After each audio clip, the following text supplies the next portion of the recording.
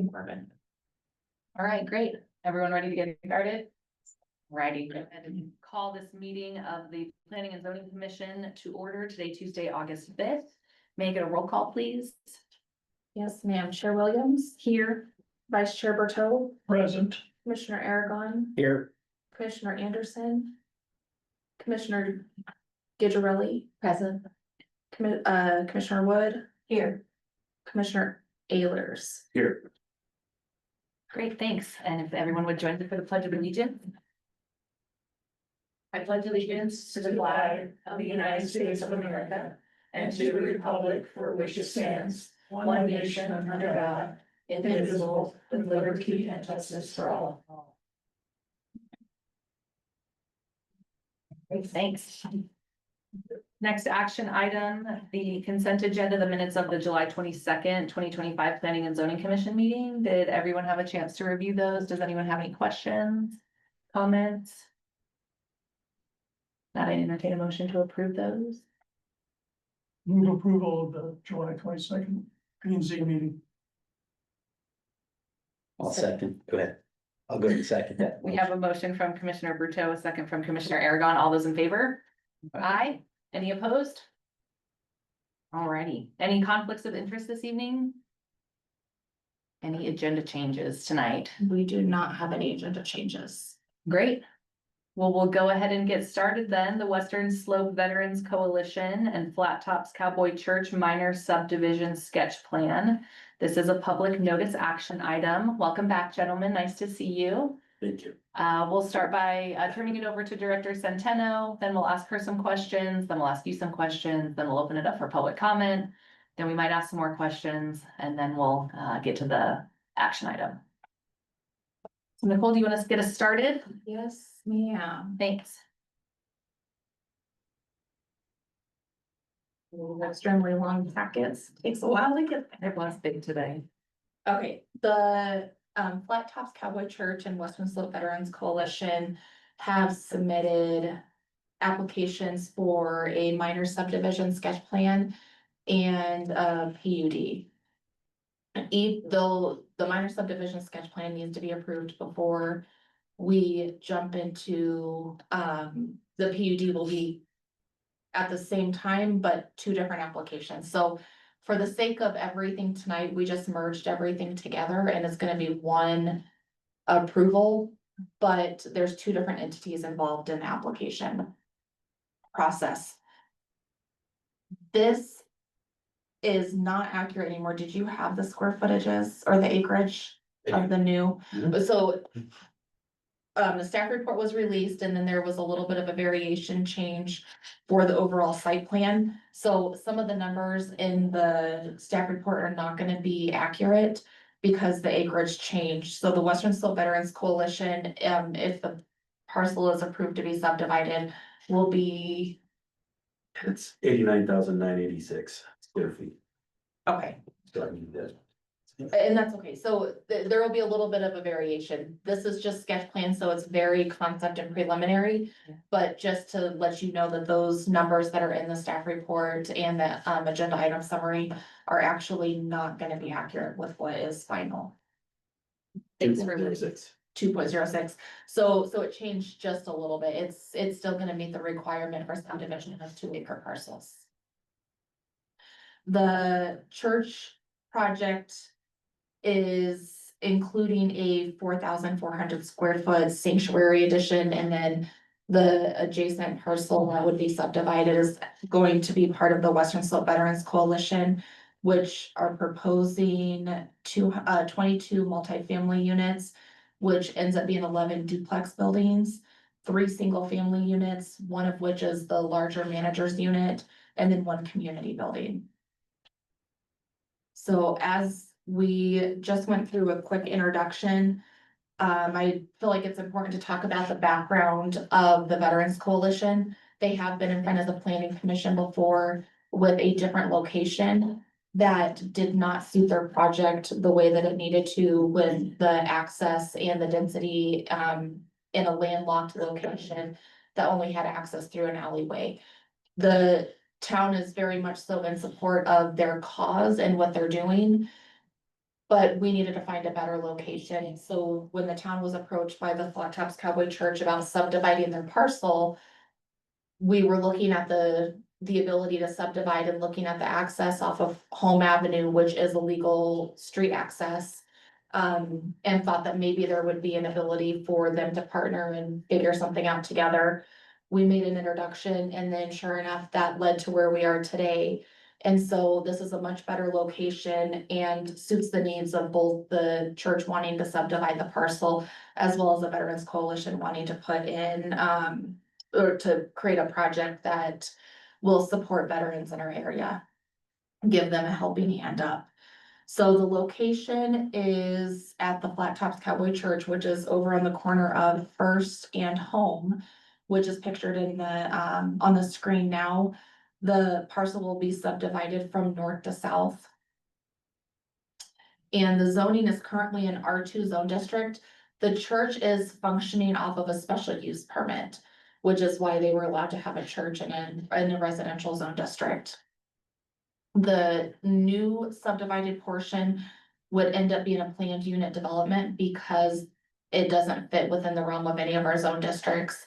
And there's density that's not out of the realm of what we're trying to create, but it's gonna be an individual owner that has multiple housing units on one parcel, and that's not defined as being allowed in any of our zone districts that we currently have in our plan, in our code.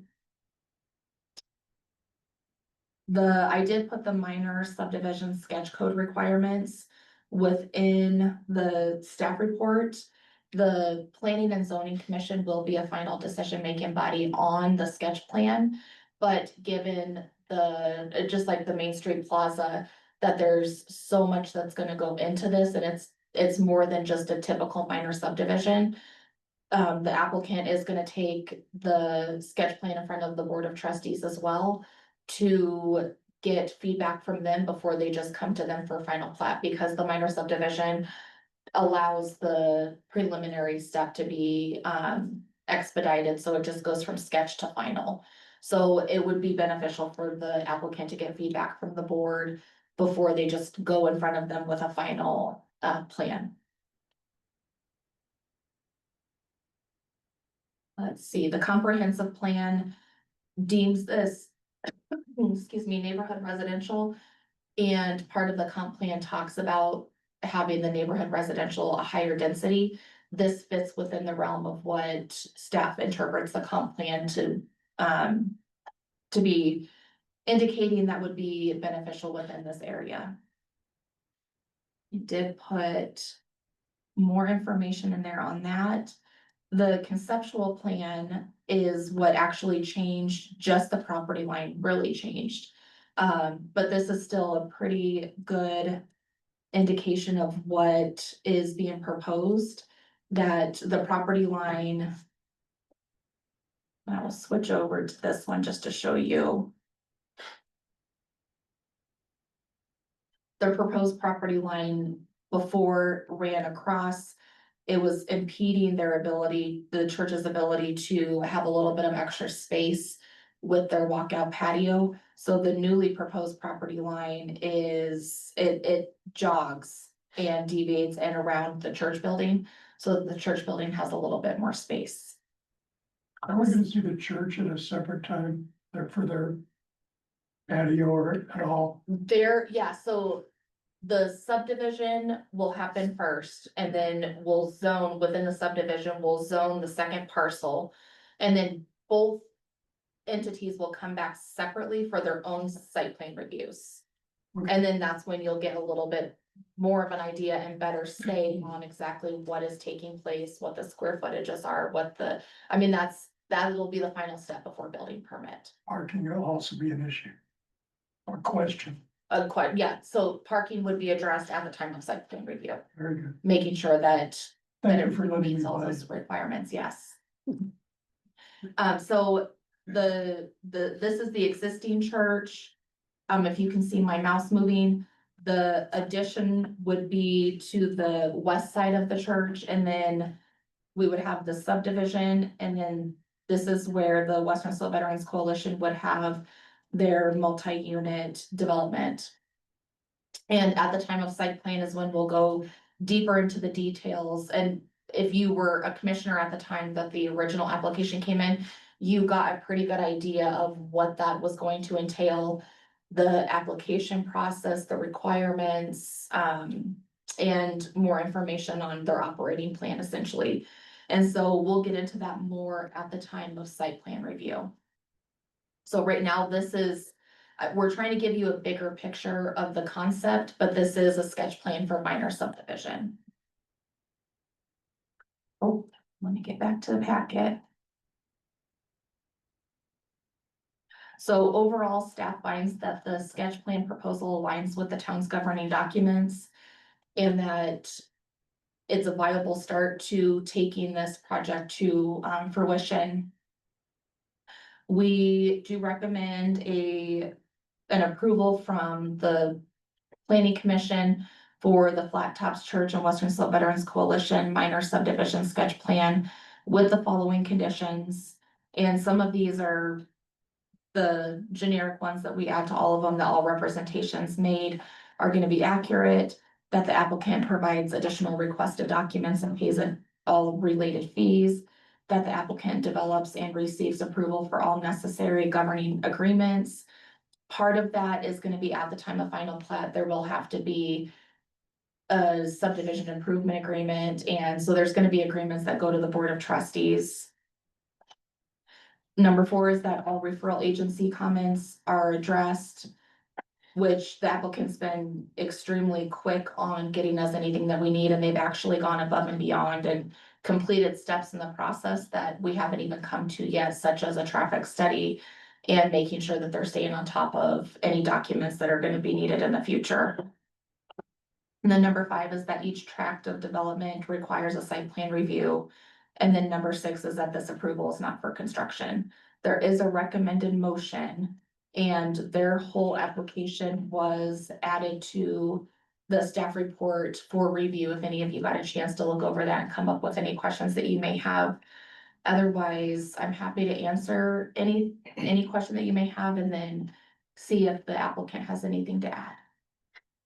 Great, thank you so much for that background. Yeah, especially having a couple of new commissioners, getting them a little bit up to speed on just, our journey so far. So, does anyone have any questions for Nicole before we turn it over to our applicants?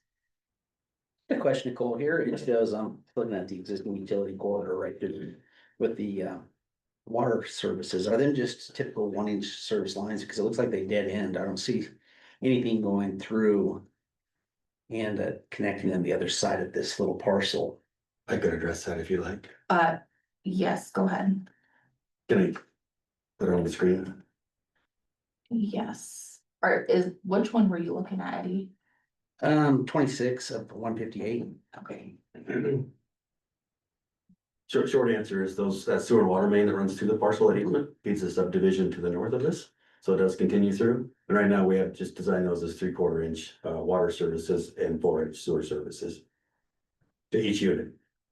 They will tie into those mains that run north-south. What is the main? Cause I don't see the main. So the mains run north-south through that corridor. Understood. What size is it? Is it 8-inch? Well, if she'll let me pull it up, I can. Yeah, I just. Looks like jumped 8-inch the- on me. I think it's 8-inch. I see the sand's 8-inch, but I couldn't find the. Okay, the you water should be able to. circles. So let's see, share.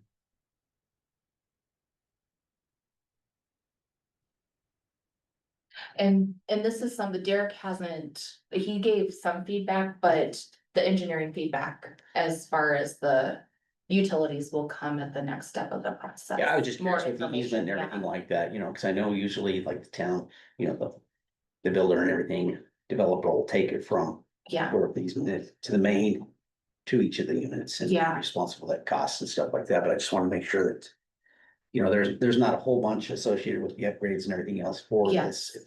No, If I don't John's think correct so. and it feeds the other subdivision, I'm sure there's some looping and everything like that,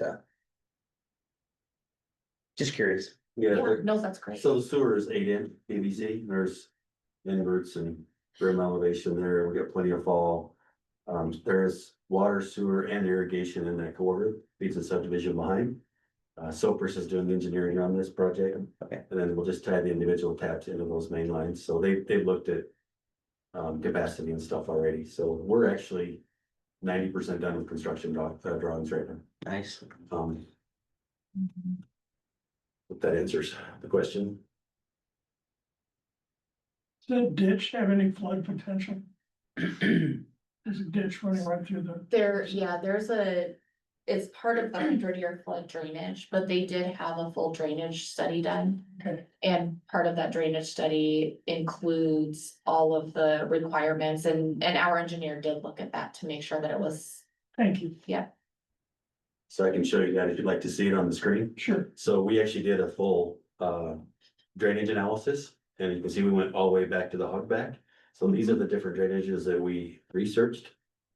And we came up with. Yeah, it's not open. To me, it looked like a lot of them were gonna end up on your property. So it does, you know, that talk about technology. not zoom in. Mhm. And I don't know that I. There we go.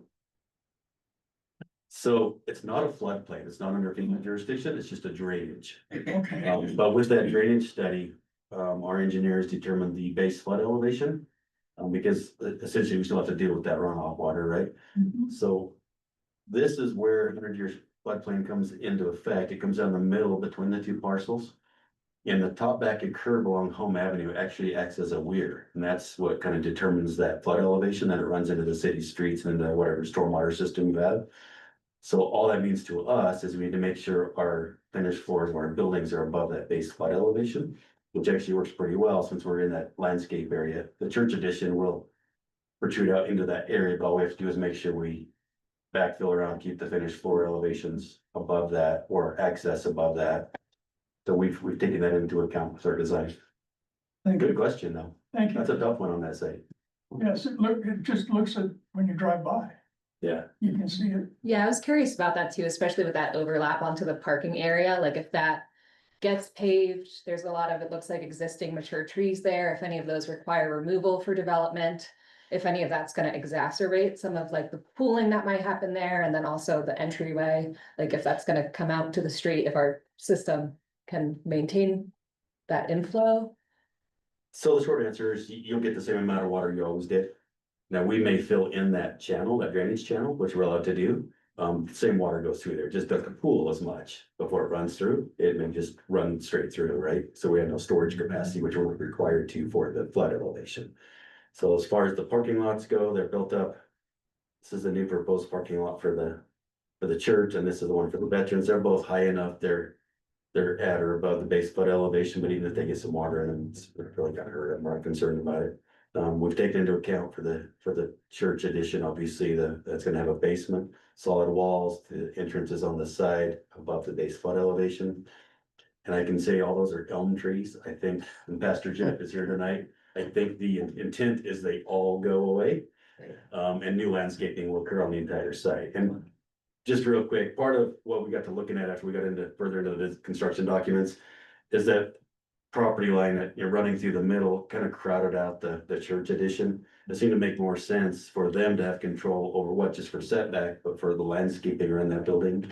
So we just moved the property line to the back of the curb on the Veterans Project. Just seemed to be a lot cleaner way to deal with that. Still over 2 acres for both parcels. And then the church kind of has more control over what happens around their building. I got another question for you, John, just in development of this, just looking at it, I know we had some issues when you guys were down here off of, what is it, 9th Street? But, as far as a secondary entrance, in case that needs to ever be utilized, I see you got one way in and basically just dead ends on the upper end. Correct, we have a hammerhead turnaround for emergency vehicles. We were not able to get access out of the parcel for a second entrance, but we've reviewed this with Orin Moon and he's acceptable with the design. Okay, I'm just always concerned about that. Yeah, that's a tough one. So. Just a quick review that, I don't have anything else as far as, already looks pretty, I like this location. Yeah, it's a great location and just on the emergency service access, you can see, and we'll get into the PUD, the details of the design. But we've got good access points between, paved walkways, so they got good access for emergency services in there as well. And when you fully develop plans, I know another big concern was the lighting. Mhm. Just right being around that neighborhood. and All down everything like lighting. that. Yeah, just wanted to make sure we don't kind of flood the area. Yeah, so we didn't get a chance, but introductions, this is David Rosenfeld, he's our architect, and Pastor Jeff is obviously in the room, but we've taken all that into account, all down lighting, we've actually got a concept landscape plan. We'll probably go ahead and get a full-on landscape plan at some point, but obviously, the way David's designed these is all the doors either face south or east, away from the neighborhood behind. So we're automatically screening and keeping, you know, the. Exactly, and because, you know, the intent was that you don't have, obviously, a bunch of homes just kind of backed up to the other neighborhood behind you. So I think the idea here was, in terms of having the homes kind of, it looks more like a village essentially, so the idea is that it's not, you know, it doesn't feel like barracks, and that was really the idea, is to make it feel softer, make it feel like more like a village, you have more of these gathering spaces in between each of the units. So I really feel like that creates, it still has enough density to serve the purpose that we're looking for. But you also just have a lot more open space, and you're not staring into each other's windows and each other's front doors. And I think once we get into the lighting as well, I think the fact that you don't have, like John was saying, all these front doors lined up in any one direction, I think that will start to diffuse the lighting as well. And then on top of that, we'll have the dark sky compliant lighting as well. And I can say we did have a public meeting, and we didn't invite just the people within 200 feet, we invited like the entire west side of Silt. We had 15 or 20 people show up, only 2 with any concerns. One was a neighbor right in the middle, directly behind, just, she knew there was a utility easement, ran through her property, wanted to make sure we weren't gonna tear down her fence, work in her yard, be sure that all the utilities were on the other side, nothing there, so she was fine. And the other lady just didn't wanna see any development, but at the end of the day, she was fine with it, and she would support the project. She was more concerned about the road access on the Highway 6 with the development down the street than ours, so really overall, we didn't have any issues with any neighbors. Nobody's come to us, we actually set up a website, siltveteranshousing.com. It's had quite a few hits, but we've had 0 negative feedback. It's been really, really nice, like, it's a good location. And Blacktop Skyway Church has been a fantastic partner working with us, and obviously you know, their intent is to get their addition built in this parking lot completed, and so it's a win for everybody, really. Great. Cole, will you run through the zoning and? Cause essentially what I think I heard you when you were explaining earlier is that this isn't really zoned for what we're doing here. By creating the PUD and the minor sub, going that route does allow this. And so I'm just trying to get how we get from one tick to the other. Yeah, so within our residential zoning, we have different densities. So when R1 is less dense and R2 is medium density and then R3 is high density. But within our code, every individual lot is allowed to have one primary structure. And so unless they were to come through and subdivide or condominiumize all of these, which defeats the purpose of what they're trying to do with one entity managing all the units for the helping hand up for the veterans. To have more than one primary structure on one single parcel, it would take an approval outside of our zoning, which is where the PUD comes in. And so that's primarily what we're trying to accomplish with the PUD, is to allow more than one primary structure on the property itself. So we just don't have that covered, because the goal of the zoning with the residential is only to have one primary structure per parcel. And then with the allowance of an ADU, which is a secondary use. So that's where the PUD comes into place, is just to try to help with the zoning of something that's outside of the realm of what we would allow anywhere else. And because it's now a PUD, it has extra checks than it normally would. I mean, I guess why wouldn't anyone just do that? Why wouldn't that just be the way forward? I guess where I'm just at, and forgive me, God, I'm just doing it because I actually love this idea and I love what you're doing. But I guess where my concern lies is, what doors does this open up for future developers trying to do something when we've got certain zoning set up and they've now found a back door that we've already approved and supplemented with? Yeah, so the PUD process, we have a lot of PUDs in town. And so the PUD process is there just for this very reason. It creates a space for somebody to do something outside of the norm. But they have to go through the approval process, and it doesn't mean that they're gonna get approved. Right. But it means that they have the opportunity to go through the process and request something different than what's normal. And so that's the goal of a planned unit development, is just so that there's an additional option for zoning. That is not within the cookie cutter box of what we've Sure. set for residential or commercial zoning. And then it gets looked at a little more detail. Both this commission and the board of trustees, So, on a case by case basis. yeah, so anytime somebody applies for a PUD, they're essentially applying for zoning. So whether it was a PUD or straight across zoning that fits within, like Go Rentals did. Mhm. Then it will come back in front of the planning commission for PUD approval. It's not for approval, it's gonna be a recommendation because of, yeah, the zoning is an ordinance, so it's a 2 reading in front of the board. And then a recommendation from the trustees. And so we'll bring the PUD document back to the commission for review, and then it goes to the trustees for a double ordinance reading. Good. So you'll get more information on that when we get to that PUD zoning portion of it. But it's a lot. I mean, it's just like you saw there was London PUD.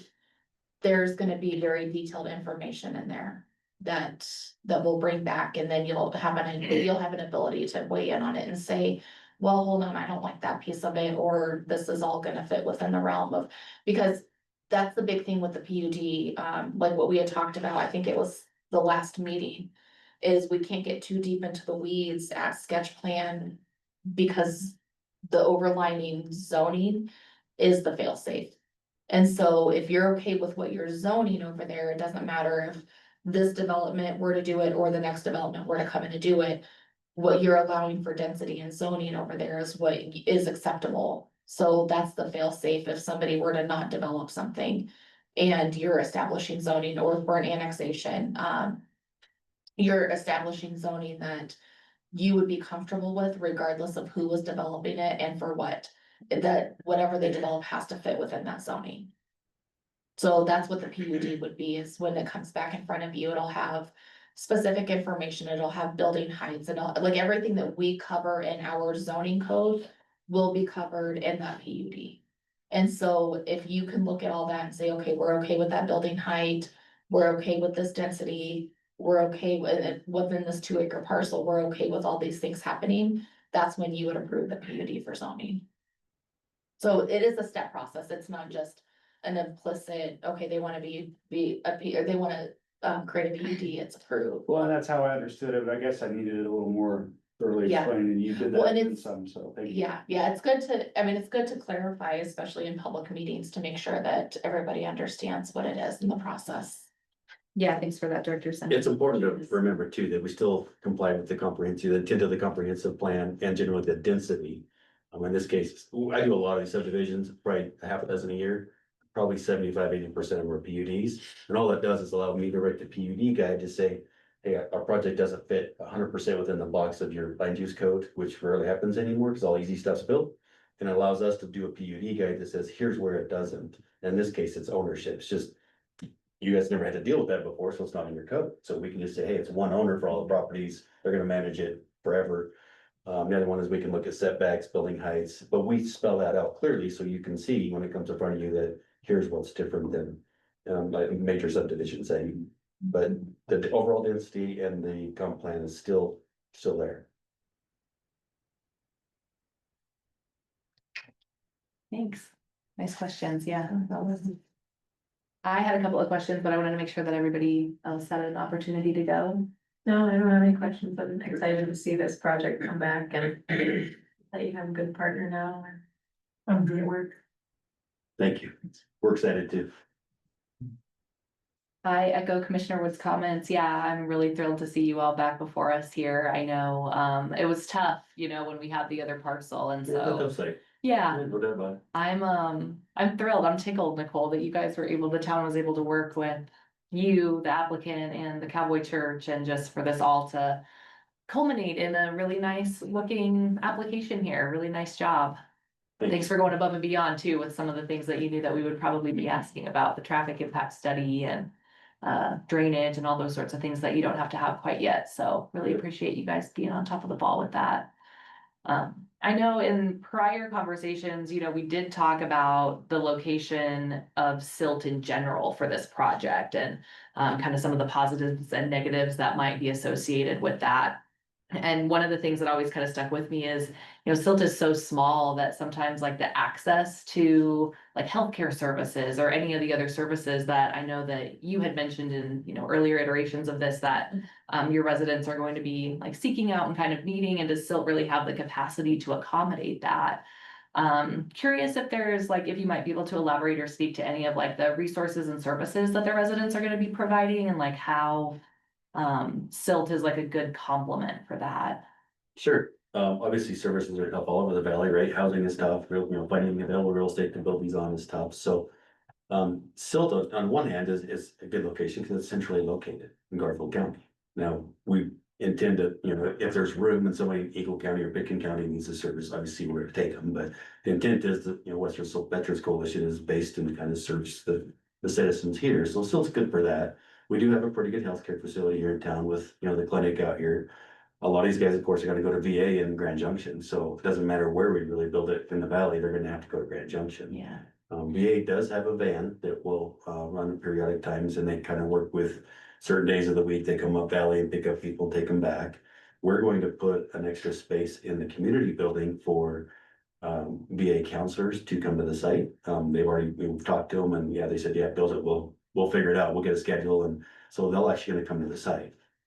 As far as grocery stores, obviously that's the challenge here locally. We've got, the dollar stores and stuff, but that's something that the Veterans Coalition is gonna have to just kind of work out and see how they move along. They've got a lot of volunteers. Their thought is maybe they just have a vehicle. They just say, hey, we're gonna take 3 people on this day or whatever it may be. And that's probably the biggest challenge, is getting them to other towns. Yeah. Most of these people, you'd be surprised. Our housing market has just priced these veterans out of a place to live. They have disability, they have social security, but it's, $2,500 a month. So they had a home, but now they're living in their cars because they can't afford to live here. Yeah. So with this program, it's, obviously the Veterans Coalition is a nonprofit. But working through the Garfield County Housing Authority and the VA, they look at each applicant individually and they subsidize the rent based on their income. So if they're on a fixed income, that still leaves them enough that they can, have groceries and gas. So many of them will have a car. So it's not gonna be that big of an issue. Will there be a few that don't? Yeah. Maybe, we just don't know. So is the idea that there'll be like market rate apartments, but they'll be partially subsidized by like the VA or is it already like classified as low income? So they're housing? nonprofit, but the trick is, once we get it built, once we get approved and we know what our costs are, they have to charge enough rent to cover their costs and stay Yeah. operating, right? So that's all they're gonna worry about is operating costs, plus a little cushion, regardless of what market is. And then obviously have to work with the housing authority and the VA to figure out what that buffer is and what the amount is, but. Yeah, they're already having those conversations, but the problem with the government is you pretty much have to say, here's what we have, what will you do, and you Yeah. have to be ready to do it. Yeah. And the good news is you're getting some, bills coming and maybe even signed lately that's gonna free up some money at the federal level for this type of housing, so hopefully that helps get it built quicker. And so the anticipation is it will be folks residing in like the western part of Garfield County already. A lot of them are. Yeah. A lot of them are. There's a lot of people, just can't afford to, where they're living, or they're maxed out, and they have no money left for groceries. Yeah. literally. So if they have a place they can live and get subsidized, maybe they'll end up with an extra $400 a month, they can. Buy gas and groceries. Yeah. It's a tough economy here, as you know, so. Yeah. And the other thing is this, people are discharged or individual, it gives them a place to live while they're trying to get on their feet. Yeah. And the hope is a majority of this is used for their veterans to kind of get stable and put a little money away and figure out how to, put some money on the house or whatever it is, and be able to work and not have to worry about, where am I gonna live? All my paycheck goes to rent, Yeah. 500 a month for it. So would you consider it like, I don't wanna call it transitional housing, but like, is the ultimate goal to get them to like a sufficiency that they could? That's our primary goal is like transition housing. give everybody a place to live while they can figure out where they're gonna live and maybe put some money away. But you're probably gonna have some people like, you know, on fixed incomes that early that may need to live here a while. Yeah. So we don't wanna limit that either. So we're trying to leave it open. The hard part about the homeless and just veterans and people in need, especially, I don't wanna say homeless, but people that are about to become homeless. They're proud. They're not gonna tell you, but they'll go to the Veteran Service Center and, you know, have coffee and tell stories. Yeah. But they need a place to live. They don't wanna hand out, they wanna hand up.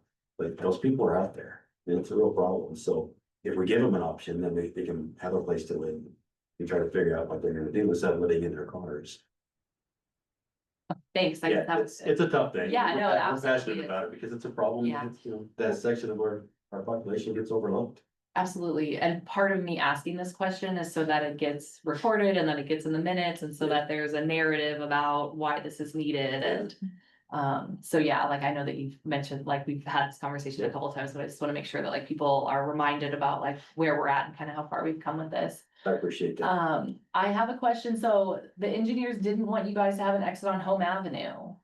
They No, didn't- there is an exit on Home Avenue here. So does that mean then that there's two, so that's the main way out and then, So it comes out on Home Avenue, down to First Street. oh, I'm sorry, I thought the far right was where it led No, out, so like that. this up here is just a hammerhead turnaround. Oh, okay, my It has to be apologies, a certain size, okay, and we've been working with the Warren Moon to make sure he's happy with the size and the turnaround and access and all that fun stuff.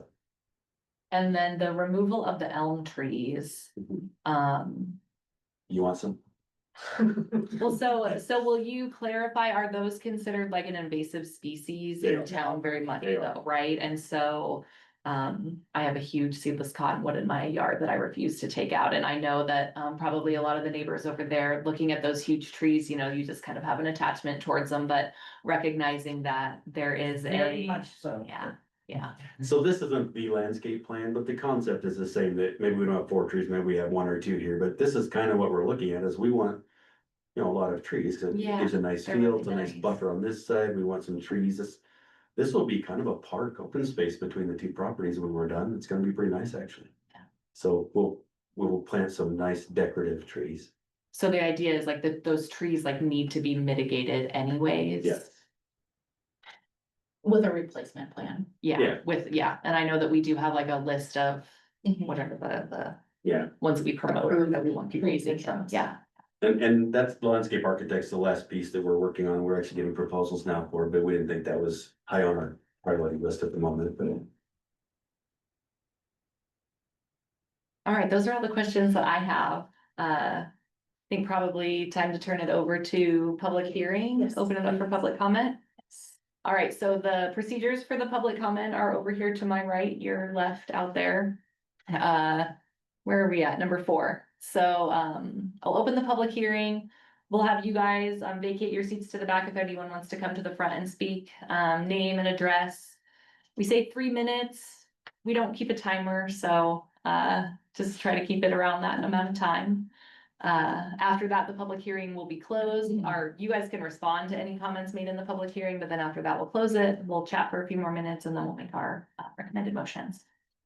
So at 7:08, I'll go ahead and open the public hearing. And is anyone here present wishing to make any comments this evening? No?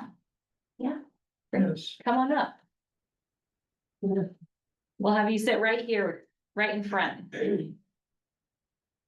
Yeah, thank you so much for coming out. A broken hip, so I'm. Oh, goodness. I've been real pleased with this because of what could have gone in there. So I'm very happy that this is something that we need, very much so. I am a little worried about the water that goes through there, that ditch. And all of the wildlife that is associated with that, and I heard him say, well, we can fill that in, it's like, please, don't. Isn't that, you know, I don't know, and it doesn't go onto the public streets, it's got that.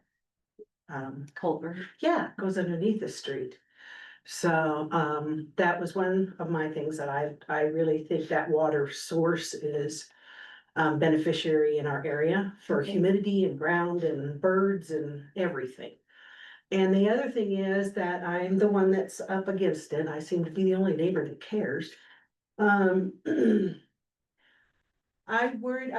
been sitting on my back porch looking. and worrying about, the headlights, you know, just coming right at my house, right between the buildings. And I wondered about a fence, you know, between the properties, a good fence so that I felt more protected from it and from the light. Cause I really like it. So that was just something I would like them to consider, Great, is putting up a boundary fence on the back. okay. Would you mind stating your name and your address?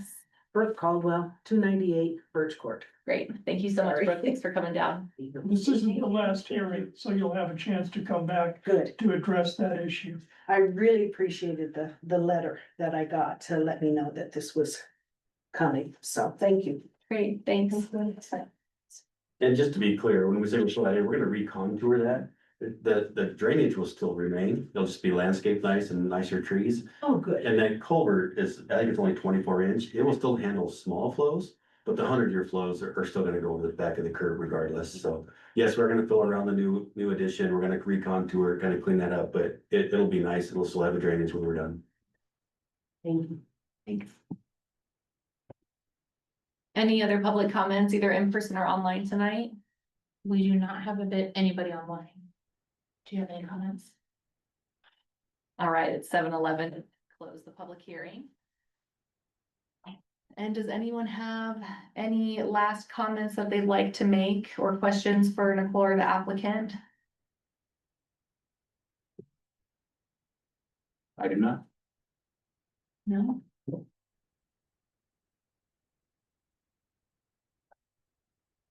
Chair Williams, I move to to recommend approval of the Flat Tops Cowboy Church and Western Slope Veterans Coalition minor subdivision sketch plans with the findings and conditions listed in the staff report and spoken during this meeting. Second that. All right, we have a motion from Commissioner Berteau. A second from Commissioner Gidgerelli. All those in favor? Aye. Aye. Any opposed? All right, passes unanimously then. Thank you, gentlemen. Thank you Yeah. all. Appreciate it. We'll see you again soon. Much easier than last time. Yes. Of course. And John, if you wanna quit sharing, Oh, yes. pull everything back up. You want me to do the rest of the meeting? That's your vacation.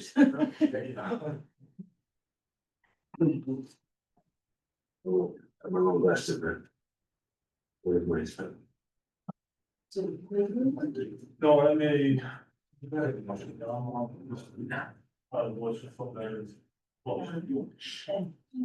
that.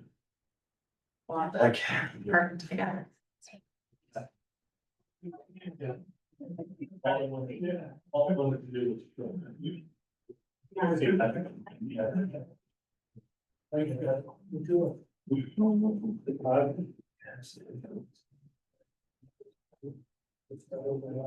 Thank you all again. Good night. Appreciate it. Yeah, Thanks, John. absolutely. Thanks, Sharon. Oh, okay. All right, now we'll move on to our next agenda item, the Holiday Inn minor subdivision sketch plan. This is also a public notice action item, and I'll turn it over to Director Centeno to lead us through this one. Yes. We are under contract. Sorry, I'm trying to get to it. There's so many pages. It's how 121. Okay. You say 121? Yes. Thank you. Thank you. Okay, we are under contract to sell the Holiday Inn parcel, known as 1535 River Frontage Road. The town currently owns the parcel and we lease it out to an individually owned building, which is the Holiday Inn currently. And so when it transferred hands, Mr. Godum, who purchased the Holiday Inn from, I think it was Salt 70 LLC. Our lease transferred over and we were able to continue the lease, the land lease, or the building lease. No, it's a land lease. Sorry. The land lease for the building. But when he approached the town and said, we would really actually love to own the property itself. The town is not opposed to that. The Board of Trustees agreed that it would be beneficial made it part of the contract to sell. But part of the condition of approval was that we would still want to maintain all of the river frontage property and trail system that's existing and make sure that it was still open to the public. So it's a pretty open and closed subdivision. There's no development happening. It's just subdividing off the portion of the land that the trail system is on to the east and to the south. Part of that, let's see if I can get to the plat here. Part of the subdivision is also going to entail, as we started having communications with the Riverview property to the west, we were looking at the CDOT access plan, the CDOT and Town of Sill access plan. And part of that is there has to be an interconnecting right of way that goes right between the two parcels. And so in order for the Riverview property to be approved, these other access easements have to be solidified. And we just happen to be in this process already, and so we're just adding that as part of this replatting and subdivision is to subdivide off, I don't know if you can see my mouse moving. We'll subdivide off this portion so that we have the trail access to the east. And then we will subdivide off, it's about, this is not super clear, but it's about 5 feet from the property line or from the building line that we will actually own all of this southern area into the river. Ooh, what happened? So I apologize that that's super fuzzy. It wasn't fuzzy before it was binded. But this is an idea of the feedback, the handwritten feedback is from our attorneys. The yellow box feedback is from our engineer. So it's a little, this is a very, very preliminary, the surveyor is working on getting everything implemented. But this is all that I had to put in the packet for tonight. That's how it goes sometimes. Sometimes it is, yes. And so the engineer or the surveyor is working on reestablishing everything. The Holiday Inn sign was actually impeding on the property to the north. So the town currently owns both properties, north and south. So it's 1535 river frontage, which is the Holiday Inn property, and then it's 1555 for the other parcel. And that's the Astera parcel that we had sold. They didn't meet the requirements for development, so the town just purchased that back within the last 3 months. That closed and the town is now the owner of that parcel again. And so now that we own both parcels, now's the time to clean up easements and get everything solidified before we sell anything off. So the Holiday Inn sign is actually on the property to the north, outside of the easement. So we're creating a little box easement around that to make sure that the Holiday Inn sign doesn't have to be moved in the future and that there's an easement around it, regardless of what happens to the property to the north.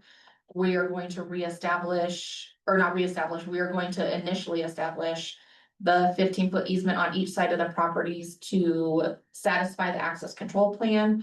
And then we're gonna subdivide off the trail system. The town is the applicant for this, so town staff recommends approval. At this point, it doesn't misalign with the comprehensive plan or the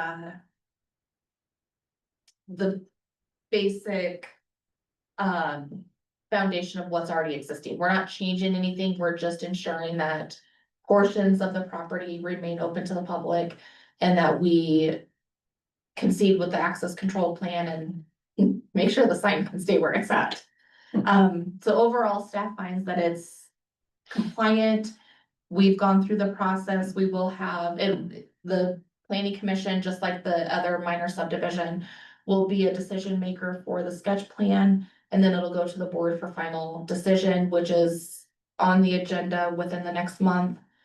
that, and then the surveyor is working on making sure that the survey meets all of the, so the surveyor was actually a surveyor that was found by Mr. Godum. And so they're working on doing the survey stuff, but that's why we still had referral comments from our engineer and our legal team.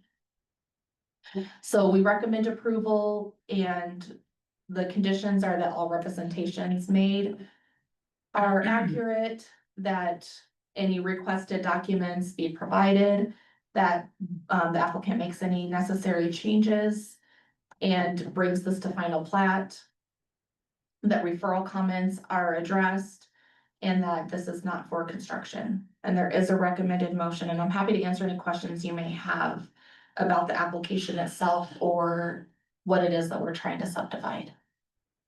Clear as mud, thanks. It is.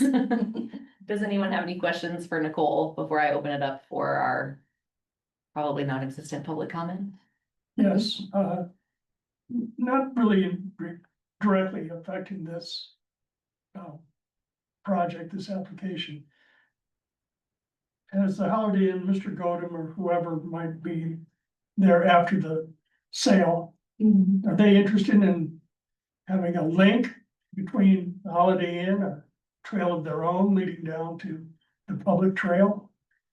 So that people staying there know that there's a trail that they could go and recreate on while they're staying there. They mentioned, I believe that I there's, mean, I've never stayed there, so I don't know. yeah, I've walked the backside. There's a couple interconnecting sidewalks that Okay. lead to the trail Okay. that they could utilize, I and wasn't necessarily thinking of a hard surface. I was thinking of a just something soft. recreational soft surface. Yeah, there is some interconnectivity existing. The one thing that I did forget to point out, that when you just asked that, it reminded me. There is gonna be parking, designated parking spaces on within that parcel on the northeast corner. That's gonna be for the trailhead. Oh, very good. So it'll Those be two a- spaces they're talking about? It is, yeah. Yeah, so How many did you say? Oh, two, that's something good. yeah. So there will be a couple spaces there that if somebody wanted to access the trail system from that location, they could. And we're able to have those two spaces transferred for the public use without impeding their required parking spaces that they need to meet for the Holiday Inn. Great. Thanks for that question, Michael. Anyone else? All right, 7:23, open it up to public comment. You have anyone in person or online wishing to speak? There's nobody in chamber and nobody online. All right, 7:20, close the public comment. If anyone has any other questions or comments, otherwise we entertain a motion. I'll go ahead and move to recommend approval of the Holiday Inn minor subdivision sketch plan with the conditions listed in the staff report and spoken during this meeting. We have a motion from Commissioner Gidgerelli, I'll go ahead and second the motion. second from Commissioner Aragon. All those in favor? Uh, Aye. Any opposed? None. All right, thanks for all your work getting that all cleaned up. Potentially selling that again. Yes, Hopefully we'll find another yes. person that is interested in that parcel. We have talked to a couple. Nice. I thought Johnson owned that property right to the north of the Holiday Inn. We've owned it for a while. And then sold it to the Sarah. Astera. Okay, And so they didn't do what they were supposed to do within the 3-year time frame. So we ended up exercising our buyback yeah, I was just curious. provision before. I was just curious, because I know when they, back in the day, when they were, can't remember the project they were building, but that's where they brought a lot of concrete debris and pretty much Yes. disposed of it up in that lot and then Yes. buried it. So I was just curious, I was like, oh, We have been told that there's something going on over there. Really? yeah, it's a lot of construction debris, concrete. I don't know, I don't think they put asphalt in it, but I think a lot of voids and stuff. Yeah. So stuff was really going on. Yeah. And that's we just haven't- remembering what I remember seeing him do it, and I asked the question back in the day. Yeah, I've heard that before. We haven't done any potholing to confirm what is out there or how deep or, I mean, we've heard stories, but It's there. yeah, we've definitely heard that it's gonna be quite Stuff stuff. buried out there. Yes. Good luck as you start excavating. Yeah. All right, next we'll move on to the food truck ordinance. This is just an action item. I'm guessing it's an update for the moratorium, Nicole, a little more, few more parameters around our. Yes, so this we took in front of this one's kind of a mess. We are looking for feedback and we took it to the code committee. And it's more about a regulation surrounding, the Board of Trustees did recently extend the Reinstate it. moratorium so that we can get this completed. Since we're coming up on that 6-month Yeah. mark from the moratorium. We took this to the code committee and within the mix of the feedback, we did not get it updated until I was putting the packet together on Friday. And so I quickly went through and changed what I think everything that needed to change. But this is very much so a working document. So if you catch something, Okay. let us know, because this was a very quick revision. Okay. Based off of what I remembered from the feedback. So, and Manager Man has actually created it. So I went through and revamped it and revised it on Friday, trying to get it out for packets. So if there's something wrong, do not hesitate to wave the flag and say Okay. something needs to change here. Have you heard from any of the vendors on this? We just had conversation with we had a citizen come in that was a food truck representative. And she came into the one, she did come to a code committee meeting. And she gave her opinion on the struggles that she's had as a food vendor. And we've talked to 2 other of the food vendors. We have not talked to the temporary vendors about the process because there's not a lot that's changing we're just solidifying what the requirements are. The moratorium was more towards food trucks.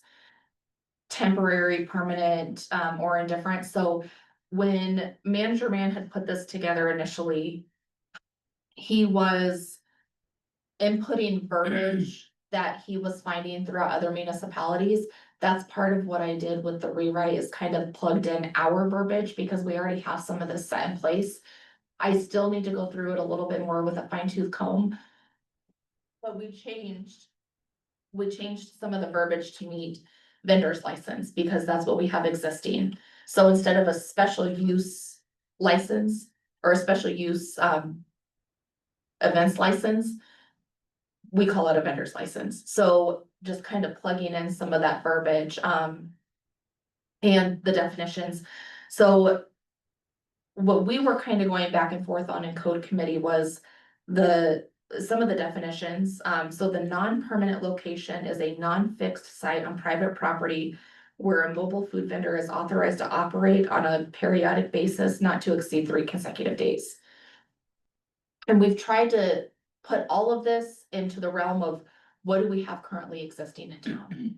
This one is more along the lines of like, On the Hook Fish and Chips. They come once a month. So they come 12 times a year. They come once a month. They set up in the back parking lot between town hall and the town center. And they're open for a couple of hours in the evening. So they've been coming for years. And so we want to make sure that we're not excluding those kind of vendors from coming in.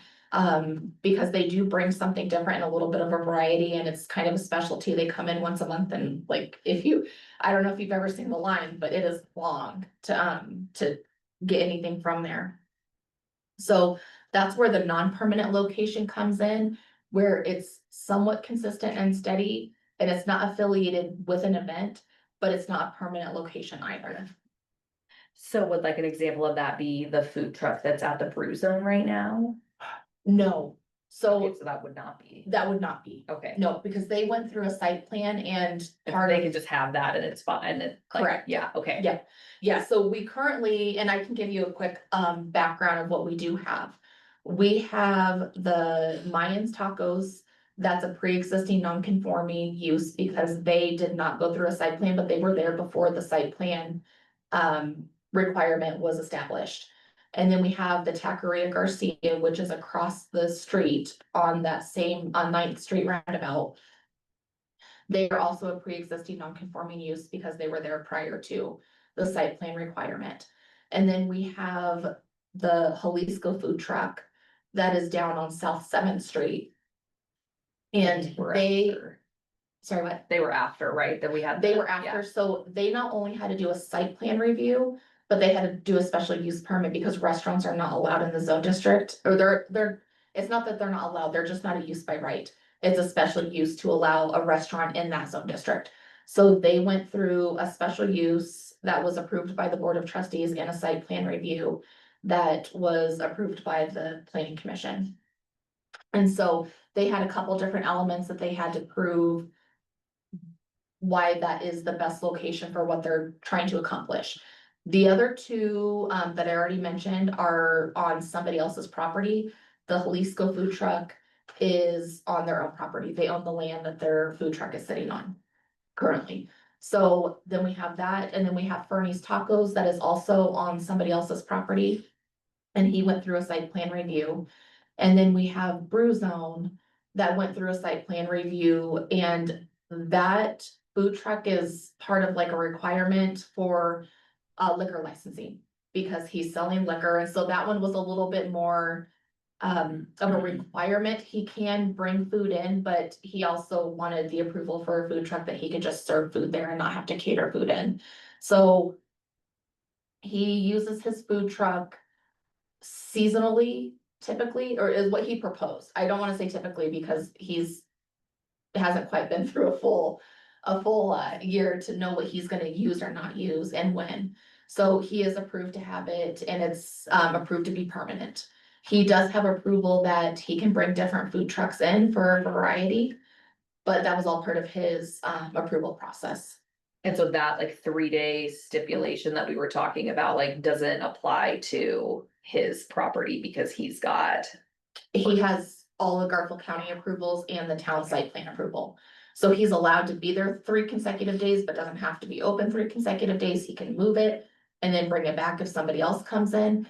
But anybody that comes in has to go through, they have to have the same Garfield County licensing per his approval through the town. Yeah. And if they're there for more than 3 consecutive days, then they become the permanent one and they're not allowed to be there for more than 3 consecutive days. His is, but he can bring somebody temporary in and they can be there for 2 days and then they can leave and then he can bring his back. So it just creates a little bit of a variety. And then it's the same thing with Rosalinda. They went through a site plan review. They are allowed to have their food truck there. The one that they have currently is the Ella's Eatery. Same licensing, have to go through the Garfield County approval. Their food truck is allowed to alternate. And whatever food truck comes, they can stay for more than 3 consecutive days because they have the site plan approval that was specific to say it can be varying food trucks. So it's very specific, like the site plan approval is, everybody has different requirements. The Jalisco is required to, per their special use, attach onto water and sewer and have permanent structures. They can't have these little pop-up structures. And so the reason why we put the moratorium is because we've had like food trucks gone rogue in our town, and there's pop-up structures and there's signs everywhere. And so we have letters out to everybody for code compliance. And the ones that did not go through a site plan review have to follow the municipal code. The ones that did go through site plan review are not allowed to deviate from their site plan review. And so there's restrictions around, everybody has a different set of restrictions that they're following. Well, I have a question on Yes, that, and I think specific to this ordinance. Who is approved to have the flags and the signage? nobody Okay, has been that approved. needs to be put in here, that that's not allowed because they're out there. So, yeah, so that'll be, that's part of the sign code. Okay, And so that was part of the letter that everybody got was. You have to apply for signs. Nobody's had a sign application. And so that's part of the, everybody's kind of gone rogue. There's pop-up structures that don't meet wind and snow load. There's signs galore all over the place. Yeah. That are popping up. So that's what we're working with our existing food trucks to come into compliance with all of that. And then making sure that part of any new approvals that take place, that it's specified as a condition of approval that they have to go through a sign application for any signs that are put up and what do those look like. And the sign code is on my list of code rewrites, but it's definitely not something that's gonna happen this year. So just kind of making sure that we bring everybody back into compliance with where they should be based off of all of their approvals. But signs is one of them. Yeah, In light of that question, are you suggesting that that's something that the subcommittee would have to look at, the sign code revisions? absolutely. Yeah, that'll be a big code That's revision. gonna take a while. Our sign code is very dated. I mean, like pretty much every business downtown is in violation of the sign code right now. So there's a lot. I mean, even our sign code doesn't allow for any neon signs, so anybody that has an open sign that lights up is, they're technically out of compliance with our code. So then it's looking at the sign code and trying to figure out what is realistic, because, some of those things, like when I drive by somewhere, if I don't see a lit open sign, I typically don't stop because I'm like, oh, they're probably already closed. Even if the lights are on, they're probably just cleaning up. So we'll have to circle back around to best practices and what that looks like and what other municipalities do and what our own experience is. well, yeah, and I certainly hope that it's not, well, it's already opened a can of worms, I guess, but the idea that. Like, we can't really go after the food trucks for sign code violations if like the brick and mortar stores like also Yeah. have sign code violations, like we Yeah. can't really like cherry pick the food trucks. No, it's the outside, the food trucks having the sign code violations are more health and safety, because the brick and mortars are like typically interior. Yeah. And you Yeah. can just see it from the road, but some of the flags and some of the, like there's ones that have grommets that are torn apart, that if it flapped and, I mean, it's a lot of, they're all adjacent to Highway 6, so if something goes flying out onto Highway 6, that's an issue. Yeah. Some of the open signs are up 24 hours a day, 7 days a week. Yes, yeah, so making sure, cause that's the other thing is, when we went through Fernie's approvals. He stated that he was gonna have the ribbon lighting and there was a time frame that it's, okay, that has to be turned off because it's flashy and nice. If you're trying to draw attention, but we're also on Highway 6 and we're not looking to have. Like flashy neon lights distracting drivers on Highway 6, and so there's a lot that goes into the approvals and making sure that we're looking at all of that. I actually think that's something that Commissioner Aragon had brought up at the time of.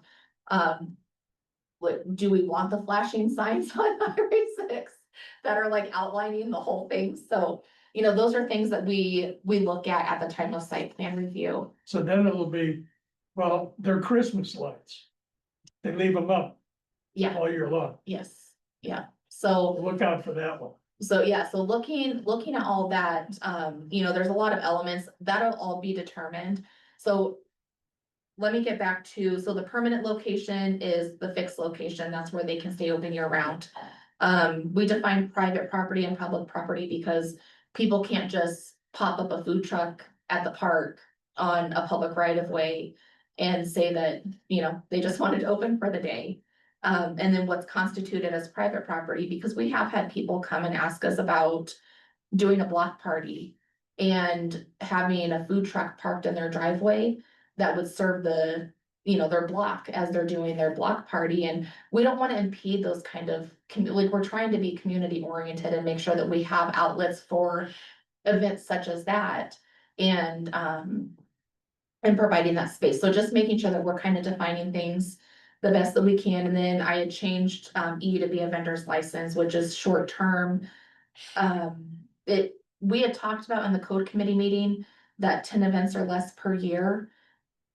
I mean, that's kind of a stretch. We went back and forth as to whether or not we even need to put a number to that, but then it was, okay, we need a number to that because what's gonna define if they're saying that there's an event every single weekend and they're opening on a private parcel and they're like, well, I mean, they could come up with a name for an event every single weekend and have, So is that On the many Hook events. impacted by that? If they typically come here on a monthly basis and they're typically here 12 times, are they beholden to that?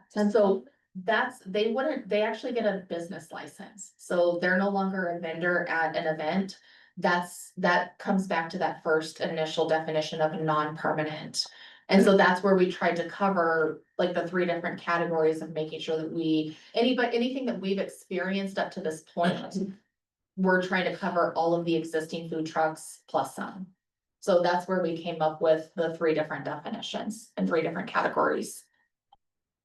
The license requirements are everything that we already required. It's business license, vendor's license, Garfield County Public Health Department license. Licenses must be displayed every year. The Board of Trustees comes up with their fee schedule, and so the fees will be based off of that annually. And then we get into location and zoning, and this is where it was a little bit more hairy, and I need to reread through this a couple times, and we can go through it tonight for feedback. So in non-residential zone districts, including but not limited to commercial, industrial, mixed-use zones, so this is where they're allowed, with approval. They would have to have a valid vendor's license or business license with the approval for the permanent location. Public parks or town-sponsored events would be valid with a vendor's license, and so that's more event related. And then, private property with a valid vendor's or business license, that would cover On the Hook, they're on technically private property that's owned by the town. Or like they're in the town parking lot. So they would be able to still open there, or if they found another space on Main Street, they could still go into that space and be open once a month for 12 months out of the year. They moved down to this one at the roundabout, Mayans, could they move down to Mayans like the melon truck does? So not another food truck. So when we go down to E, there's the prohibited locations. And so Right, it cannot be within 150 feet of an existing, a brick and mortar restaurant.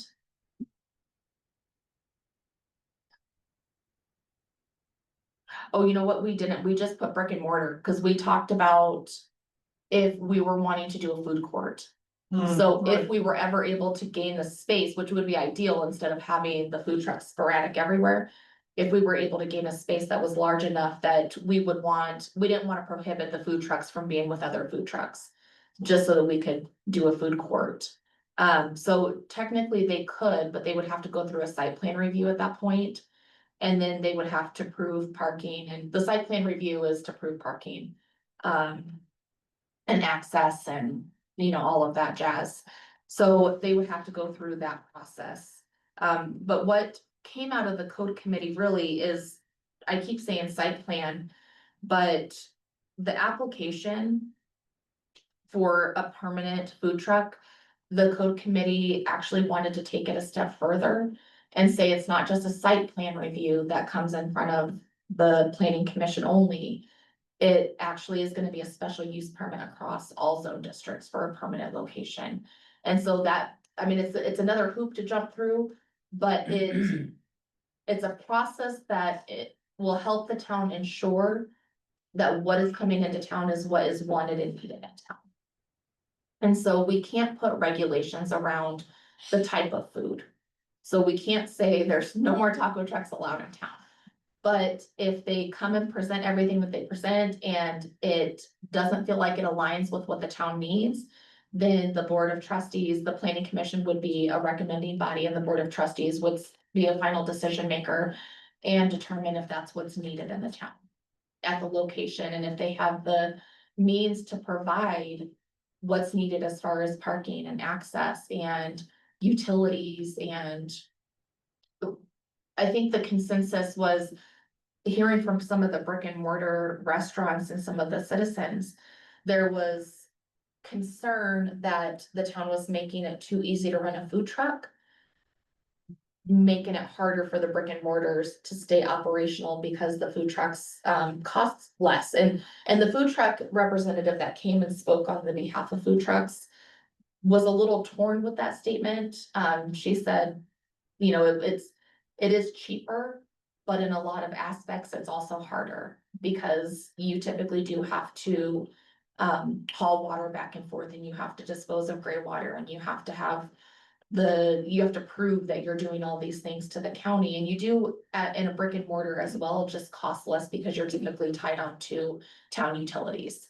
So you may have a grease trap, but you're not paying somebody to come haul it back and forth.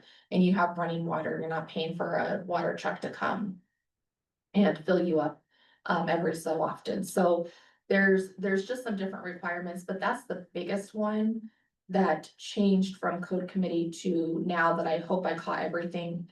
Within this is the requirement for everything to be a special use. And part of the special use would be a site plan review. So they would coincide and the board of trustees would be the final decision maker. Some of the things that we put on there that would be determined would be the operating hours of, or the operating plan, including the hours of operation. The disposal of, gray water. And making sure that they're keeping those monthly records. And those are the things that we follow up on. If it was a condition of approval at the time of site plan, we follow up, especially at the time of business license, they have to provide us all of their logs and all of their records, and we verify that everything is where it's supposed to be. There's lighting plans, signage plans, so signage plan is in here. Just the requirements of the signage is gonna be in the sign code.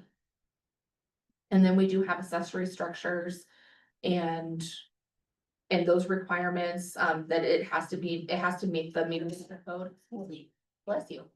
That gives a little bit of flexibility for us to look at it, but a lot of these pop-up tents don't meet wind and snow load. And so if we had a good gust of wind come through that took one of those structures, it would, what we have existing for the most part, with the exception of Roslenda, it would blow that structure potentially right into oncoming traffic on Highway 6. So wind and snow load is something that's adopted in our building code within the Silt Municipal Code. So just making sure that that solidifies in there that they have to meet those requirements, even for a temporary structure.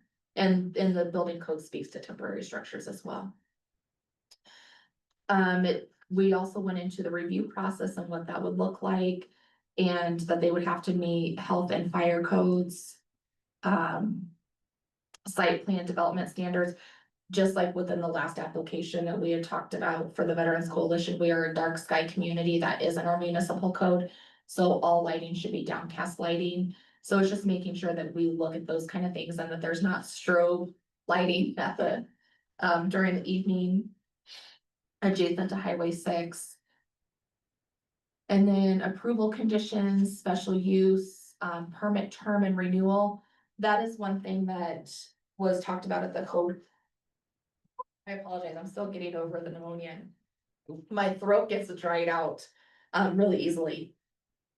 But it's a 1-year approval. So if, like what we have right now, a lot of non-compliance, right now we're fighting it with code enforcement. With a 1-year approval, they have to come back in front of the board and ask for, and they would have to come in front of the commission and then the board to ask for a renewal, at which point the board can say, you're not compliant on any of this stuff. So it just adds another layer of accountability to make sure that everybody's following what they need to follow. And if they don't, then there's somebody out there that's gonna be waiting on the list that does wanna follow it.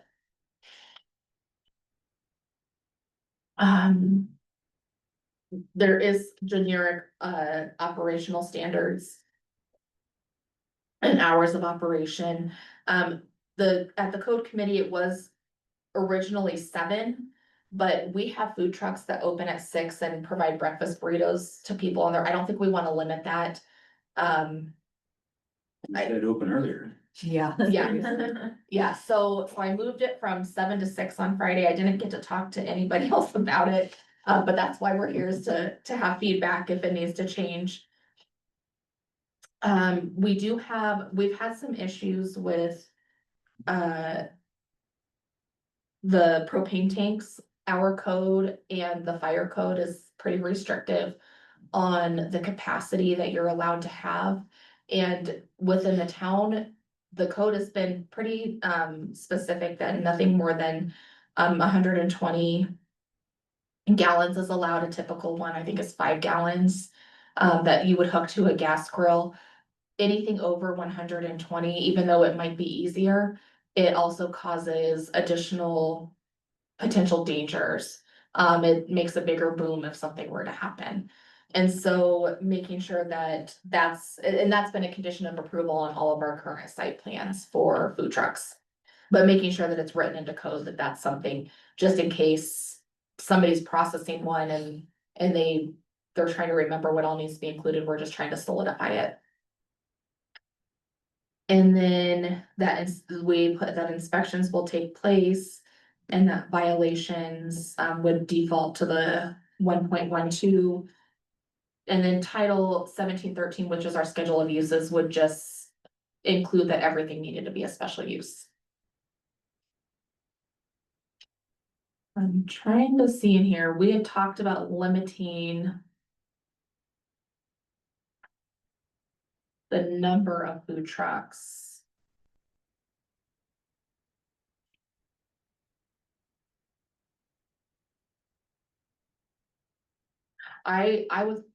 This is what we were talking about at the last code committee meeting that I got up and walked away from to set up the P and Z meeting.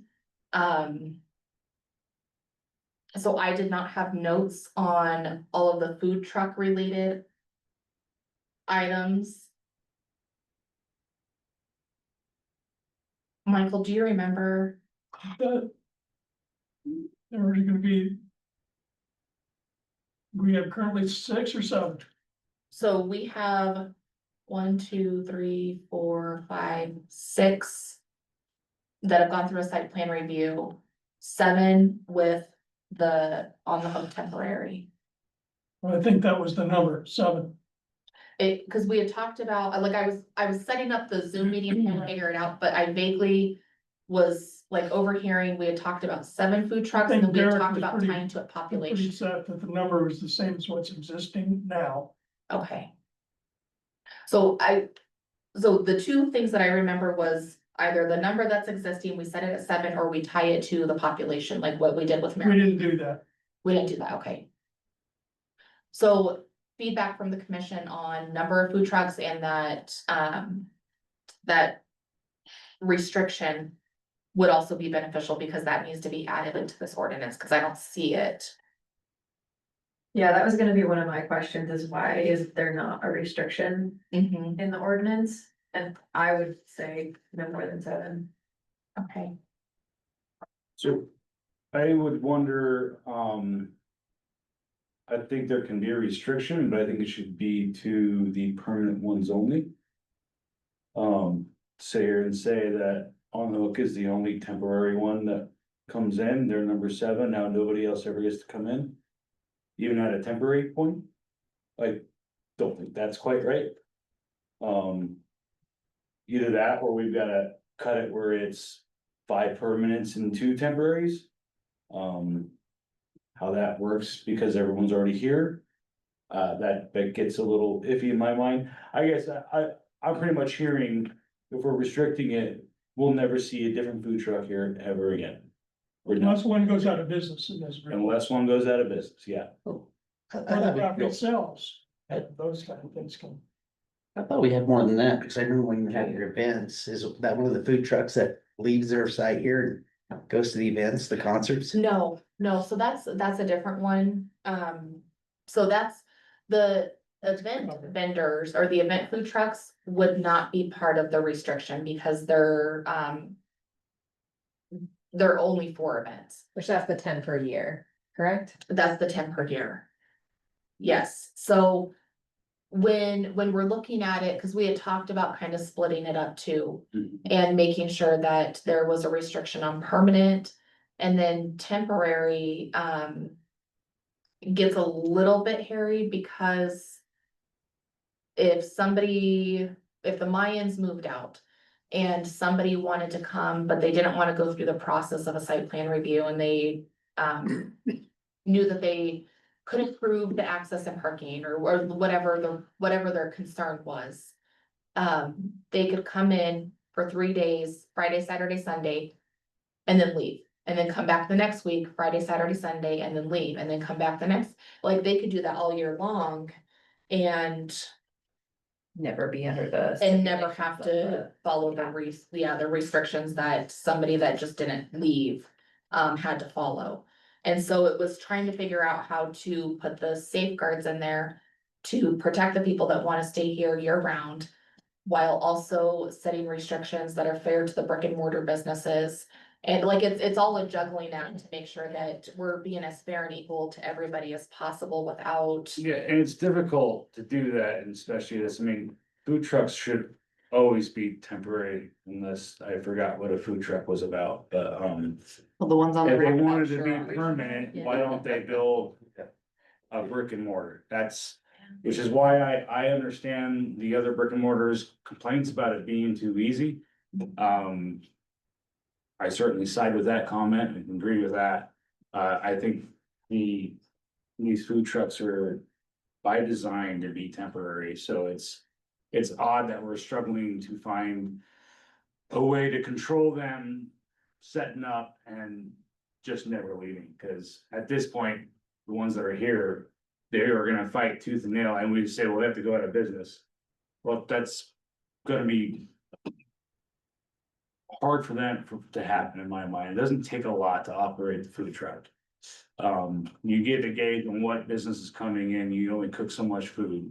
I don't see them going out of business, especially when they're permanent, they're not moving anything.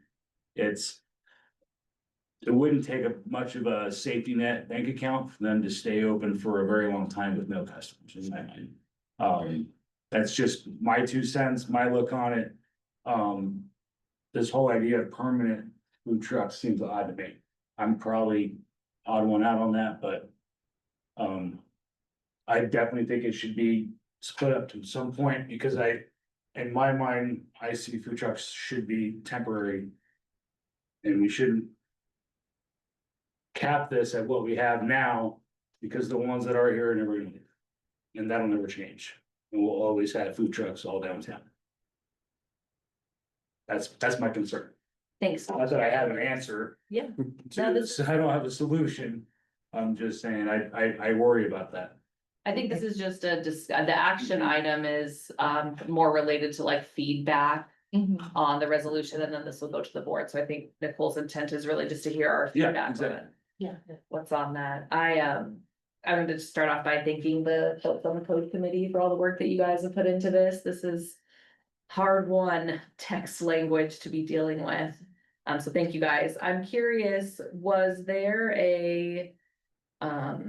did most of the committee feel like there needed to be a cap on the number of food trucks that we had in town? Yes. Okay. I guess, yeah, I guess on first blush, but then hearing your comments, I was like, well, why wouldn't we just let the market decide how many food trucks the town needs, right? Like, Well, then Why- we'd have 10 or 11 or 12. Could very well end up that way. hey, if there was some Indian food, some Vietnamese, some banh mi sandwiches here, I am all about that, right? So like, I think, well, we all think immediately like, oh, there's gonna be 10 taco trucks or something, but to your point about really not limiting the type of cuisine that it is. Yeah, I always kind of go back to the multitude of people who work on this before we see it, and the culmination of, the work that's been put into it right now is what we're seeing in front of us for the most part, with a few little Yes. tweaks given here or there. So overall, I definitely support the language that's used within the document right now. Yeah, like that it starts at 6 AM. Don't really have any major objections to anything that you guys have presented to us tonight. Didn't you, question before, didn't you say that there were 2 or 3 applicants that wanted to be in while we're under the moratorium? Correct, yeah, we've had 4 different, Or, yeah, 4, there was an additional one. Come in and ask to, do a food truck. Yeah. And 3 of them were taco trucks, and then 1 of them was a hot dog stand, like a hot dog truck. Gonna need to So- put my own, So there's definitely people still wanting to come in. okay.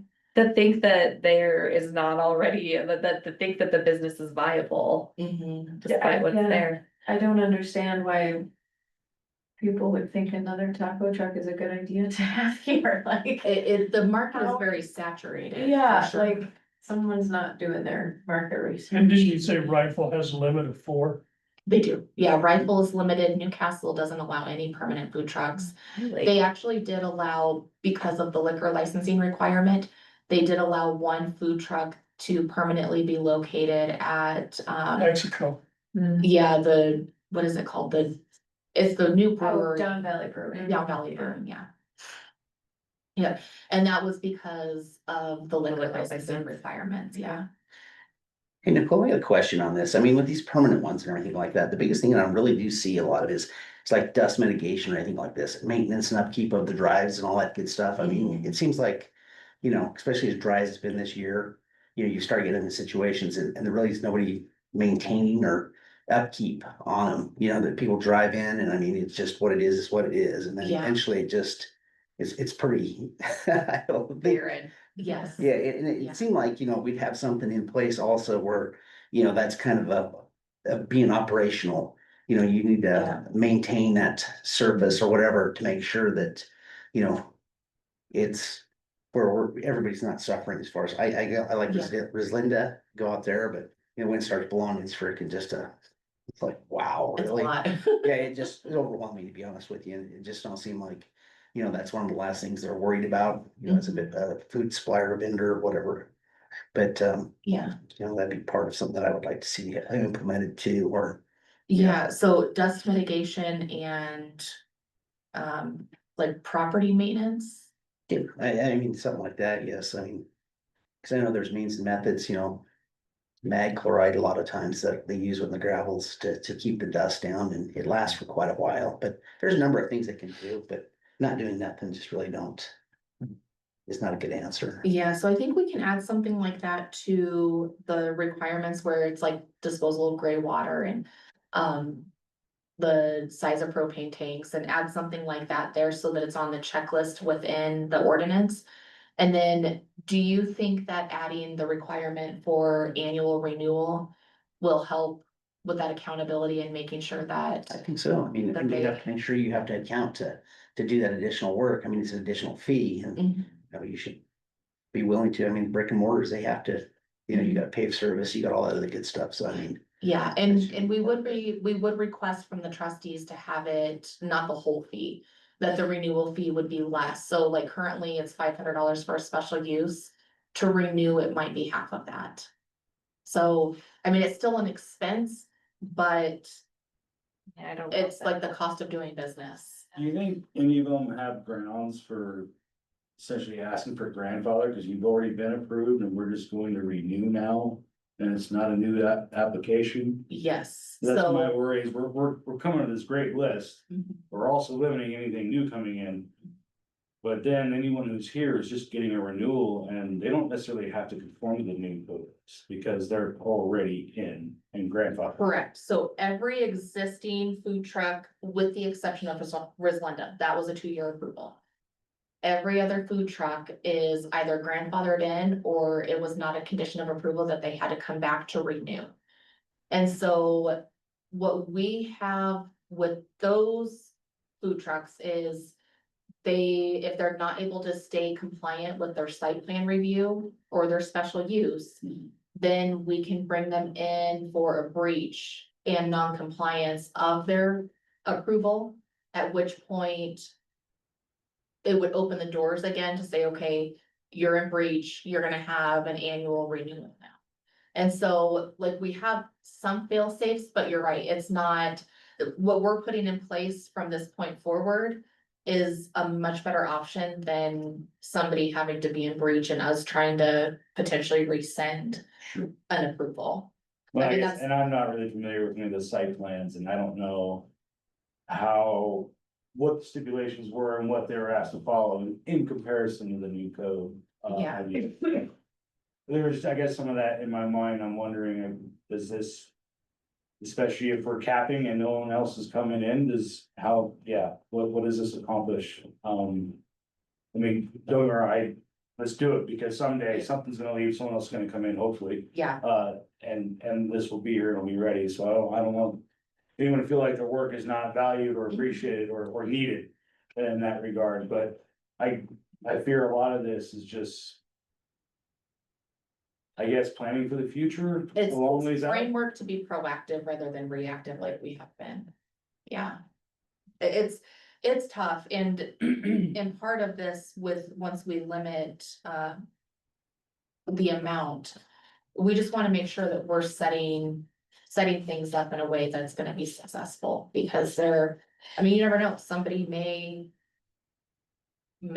decide that they're ready to leave, and then like Fernie, he left and then came back and was like, actually, no, I need to operate in Silt. Like, they love me in Silt, I'm going back there. So, and then he had to find a different location and jump through hoops that he hadn't gone through because he was the pre-existing non-conforming.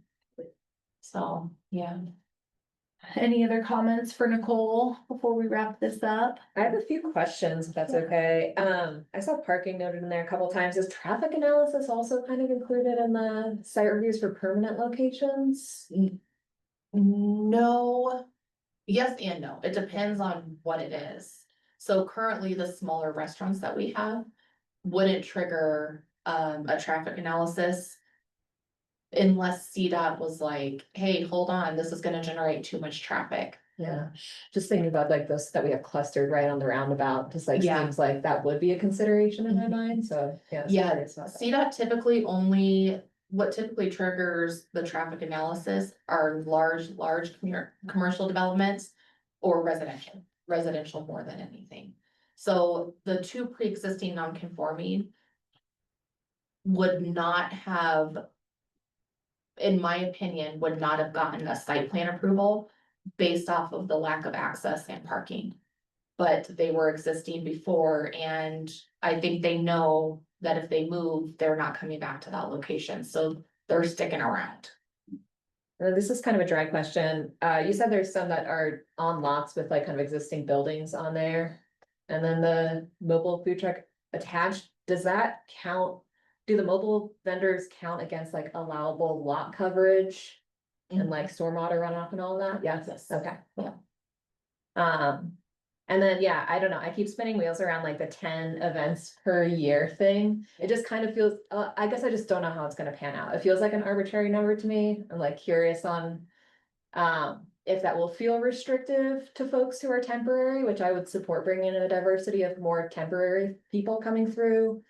I'm curious if we just maybe wanna consider, I don't know, I guess where we land on that, and maybe that's with time, and then it can be amended down the line. But maybe if there's like, could be potentially like a tiered system where like, you know, there's maybe a 10 event limit, and then if you want to do more than that, maybe there's like a tier 2 with an increased fee that lets you do like up to 20 or something. Yeah, it was a number that grabbed me, that answered questions about, so. I think that's all of my little things. And then, yeah, I just feel like the aesthetics are just such a concern when it comes down to it. I feel like that's where a lot of our critiques kind of stem from for like the town character. And we talk about in our comprehensive plan, what we want our town character and aesthetic to be like. And so, I think having those points in there are important, and maybe just an additional one. It sounds like you're addressing the excessive signage clutter, but maybe also just like trucks need to be well maintained kind of thing and not have like any visible damage or stuff like that. Yeah, the other suggestion there. Thank you. I only had one more quick one, the hours of operation, did we feel we needed to throw that in there? Like, or not, and not let the market decide, are we worried about that causing issues if they're open till midnight? I mean, we don't really have a bar here in town, but, I mean, the Brew Zone gets out, but they have their own food truck. I'm just thinking, you know, there's plenty of places where food trucks are open till midnight, 2 a.m. I'm not saying we need to do that. I'm just asking the question, why did we feel we had to put any cap on it at all instead of letting the market dictate? I guess I don't really remember the discussion that well. I know we talked about opening them up in the morning, but, we didn't see that there's a problem right now. None of them are staying open to midnight. Sure, yeah, well, and that, because market's dictated, which is, I guess, where I'd rather see the discussions Going go. into the following winter, they're closing at 6, 7 o'clock. Mhm. Well, and I think, I mean, I can't speak to why manager may have put those particular timeframes in there initially. My assumption would be that he was probably trying to align with the noise ordinance. So Makes sense. that would be, I mean, that would have been why I put it in there. I'm assuming that that's probably what his. What is it, 7 o'clock? 10. 10? 10. It could go lower, it wouldn't hurt. Sorry, in the morning or the evening? In the evening. In the evening. 10's appropriate. I mean, what's the pizza one over there? Birdie Mountain, they close at 8. Mhm. Mhm.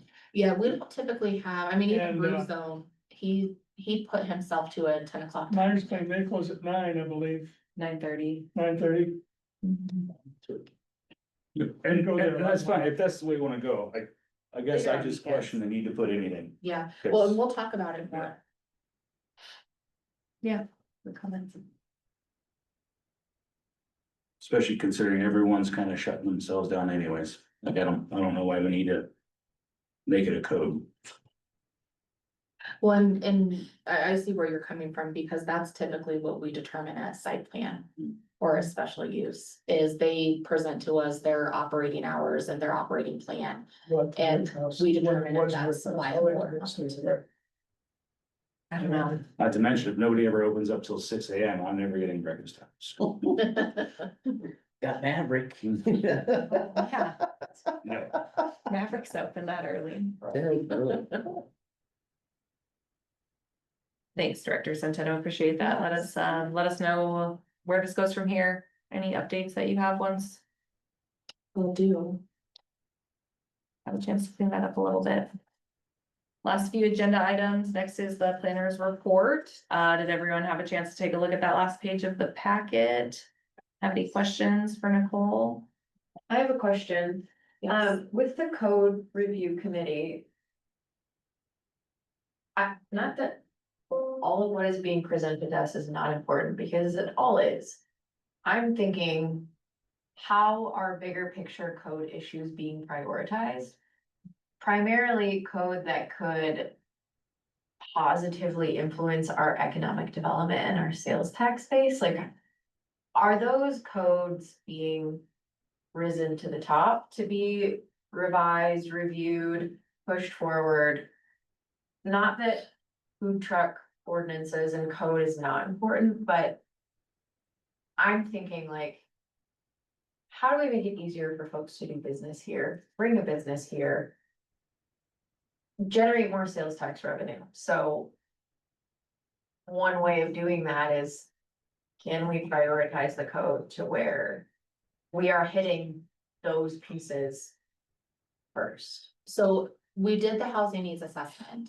And we got some feedback from that, but before we do Title 16, and we actually met about Title 16 today. Which is all of our subdivisions. Annexation. It's all land use, yeah. Okay. So in the land use process is like, it's site plans, it's special use, it's annexations, it's zoning. But Title 16 and 17 are gonna be huge code rewrites. And we're not gonna piecemeal it, so when we do it, it's gonna be the entirety of the ordinance. And so when we're looking at that, we're gonna have to hire somebody to come in and either hire somebody to come in and do it, contract somebody, or hire another employee. And so those are big code rewrites, and we're gonna start looking at that as soon as we're done with the branding exercise. So right now, we're in the middle of a branding exercise, and once we figure out what Silt wants to be when they grow up, then we will start conforming the subdivision code and zoning code around that. Okay. Because we need to know what we want to bring into town, and we can't rewrite the code until we better understand what that looks like. Do we want buildings that are gonna be 45, 50 feet tall? Do we wanna keep it smaller, single-family developments? Do we want larger commercial developments? Do we want, and so we need to better hone in on what we want before we just start changing code to meet it. Sure. So it is all in progress, but it's gonna be a multi-step process to make sure. So the ones that we're working on now, I don't wanna say it's low-hanging fruit because it is very important, but it's the Okay. smaller ones that we can get in and out and through and checked off the list while we're going through the process to conquer the bigger ones. So in a nutshell, yes, we are working on it. It's just not gonna be something that's gonna come to you immediately. Got it. Yeah. Vice Chair, do you have any comments? Anybody that wants to come to those meetings, welcome. They're a lot of fun. Commissioner Ayers, any last comments? No more comments? Commissioner Gizarelli? All clear. I don't got nothing. And I did wanna point out one more thing. The September 2nd P and Z meeting, we will have a mandatory ethics training. So I know we have new P and Z members. Our attorney will come and, but everybody needs to be present for that. So I will let Justin know as well.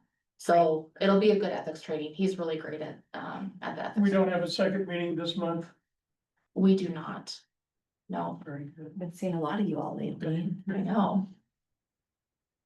Will that ethics training be like an hour before the regular meeting starts? Or will No, it it'll be part of the regular meeting. Oh, okay. Yeah, we're gonna carve out time on the agenda. Oh, for okay. it. Yeah. Very So interesting. it's beneficial to have it as part of a public meeting. Okay. So that, Do you know what's, If somebody- what other applications we have for that meeting? It looks like the Lestadian site plan. Oh, That'll take some Yeah. time. Mhm. I think that might be it. For now. Right now, that's what's vetted to be on there. So, Very good. yeah. As always, thanks for all your work that you're doing. Yes. Yeah. Yeah. Big By concert, yourself. big concert coming up. Make sure you come. Yeah. August 28th, it's a Thursday. And it'll be our big one. It's gonna be the kickoff to Labor Day weekend. Yeah, so. Yeah, I'll be there. Calendar. it'll be a really fun event. Was that heyday? Heyday is the 23rd. This is Oh. the hair band that's on the. Oh, right. 28th. But yeah, also still Heyday's on the 23rd, which I know is not a town event. It is, yeah. Move we adjourn. I second that. Alrighty, thanks, guys. Y'all. I'll see you next month.